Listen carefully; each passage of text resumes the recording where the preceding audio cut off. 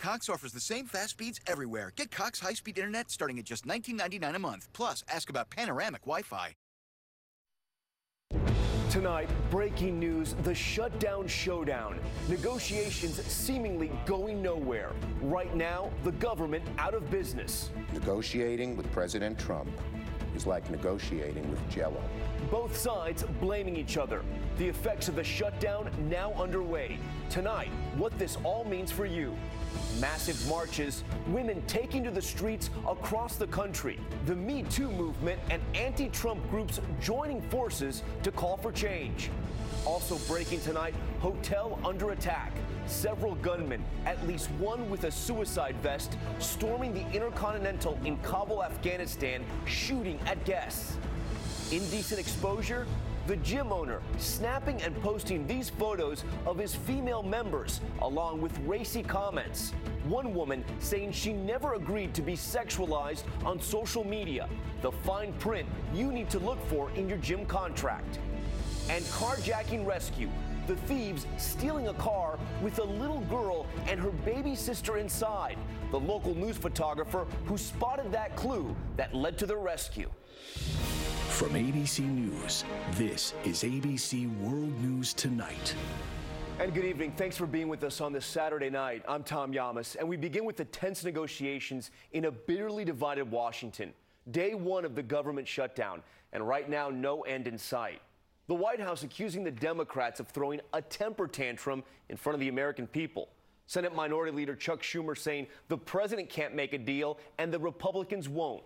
The sticking point right now for both sides, an issue surrounding the children of undocumented immigrants. And so the Statue of Liberty, you see it there, closed today.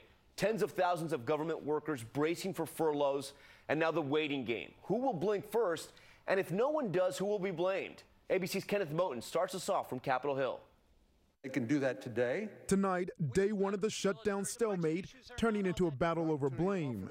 We do some crazy things in Washington, but this is utter madness. Day one of the Senate Democrats' government shutdown.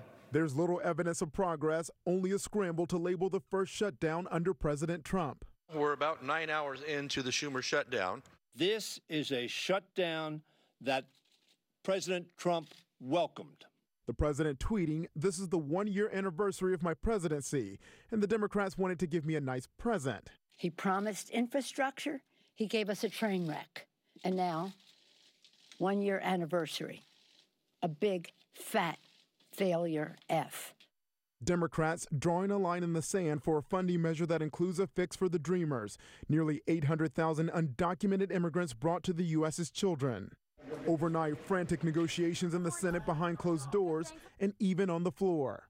Some people are going to have to get off their high horse and come to their senses. The clock striking midnight with no agreement on the 1-month stopgap measure that's already passed the House. GOP Senator Lindsey Graham desperately trying to rally support for 3 weeks of funding. I feel like I'm Switzerland with the army the size of the Vatican. Tonight, Democratic Senate Leader Chuck Schumer revealing new details about his Friday 90-minute Oval Office meeting with the president. Schumer saying he even offered to include funding for the border wall as part of a deal. The president said many times he would take a deal that included DACA in exchange for the wall.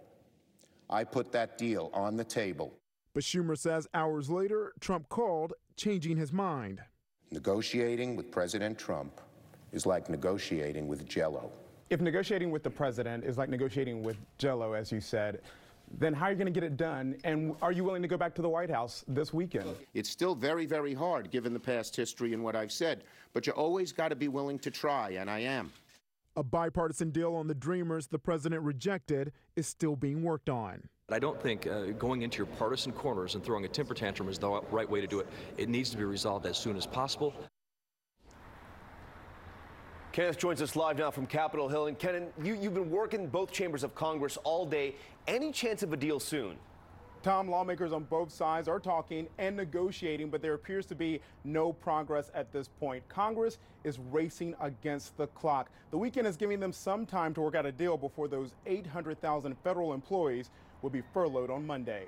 Tom? Tonight, still a stalemate. All right, Kenneth, thank you. The shutdown already having an impact. As we said, visitors turned away from the Statue of Liberty. Limited staffing at national parks across the country. Even the IRS is feeling the effects. And if there's no agreement by Monday, what will happen with services like Social Security? ABC's Stephanie Ramos with that part of the story. The Statue of Liberty, America's iconic symbol of freedom, inaccessible. It's just frustrating coming just to be told you can't go, especially after you already pay. Tourists in New York showing up to find locks on the gates and greeted by this sign. In Philadelphia, these people lined up to see the Liberty Bell through a window. Even though the Trump administration said they'd try to keep national parks open, several closed today due to limited staffing caused by the shutdown. Nearly 800,000 civilian federal employees throughout the government won't get paid. Federal workers got notices from their various agencies as to whether they were exempt or furloughed employees. The effects vary across the government, but it is costly. The last shutdown in 2013 cost the U.S. economy $1.5 billion a day. Ahmad Ali spent 6 years in the military and now works for the Social Security Administration. While the agency will continue to send checks during the shutdown, he says he's outraged and worried he too may be furloughed. Things that are on our desks waiting to be processed will sit there longer, and it's a disservice to the public that we're serving. The IRS expecting to furlough half its workforce just as the agency begins to implement the new tax overhaul. At the USDA, food stamps are still available but could run out of money. As for food inspections of processed and imported food conducted by the FDA, that would be suspended. And here's what stays the same. The U.S. Postal Service will still deliver mail. Air traffic controllers will keep directing flights. And Stephanie Ramos joins us tonight from inside the Capitol. Stephanie, we know military operations will continue around the world, but service members no doubt are affected by this in some way. Absolutely, Tom. Sure, service members will get paid eventually, but that doesn't help them right now. I can tell you of a number of reservists who showed up for their 1 week and a month duty this morning and were turned away. And soldiers deployed overseas, they won't be watching any NFL games this weekend. The Armed Forces Network forced to go dark.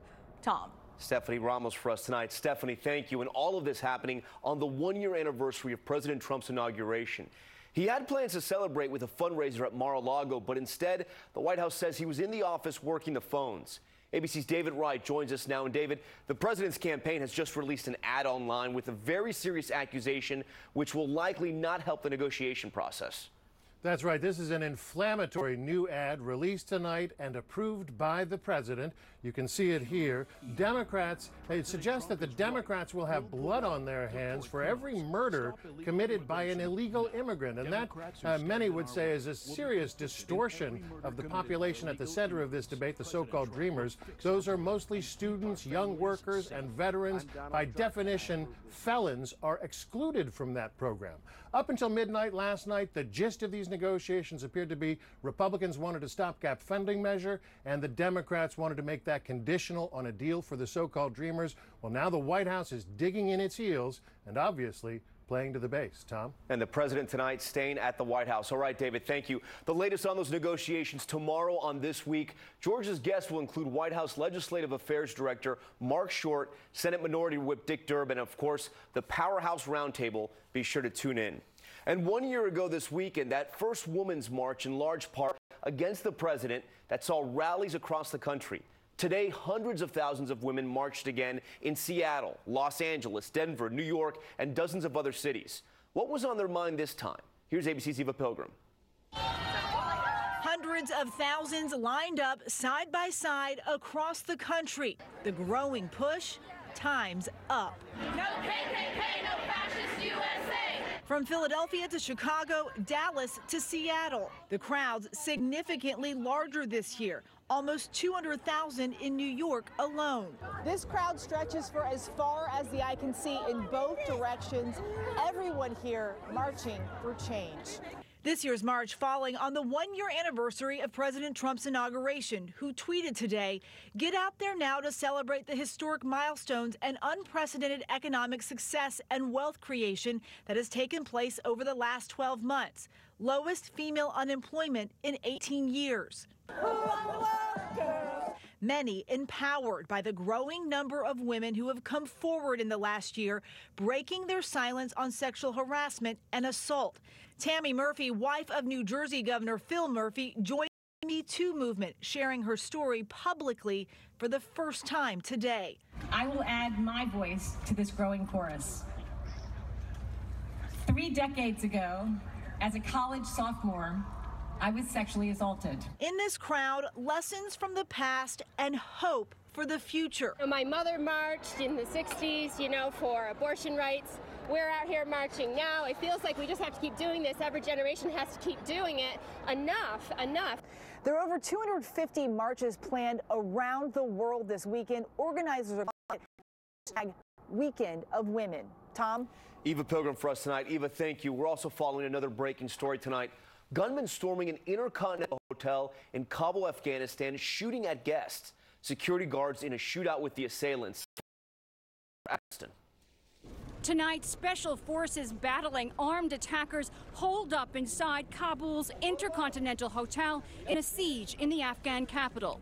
4 gunmen storming the luxury high-rise around 9 p.m., firing on security guards and then guests. Dozens caught in the crossfire and reports of hostages. Parts of the hotel on fire. Afghan forces combing the hotel, killing 2 of the assailants, 1 a suicide bomber, police say. It's the second terror attack on the Intercontinental Hotel. In 2011, a Taliban assault left 11 dead.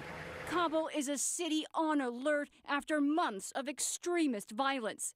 Just 2 days ago, the U.S. Embassy warned of possible attacks against hotels in Afghanistan, advising Americans to stay vigilant.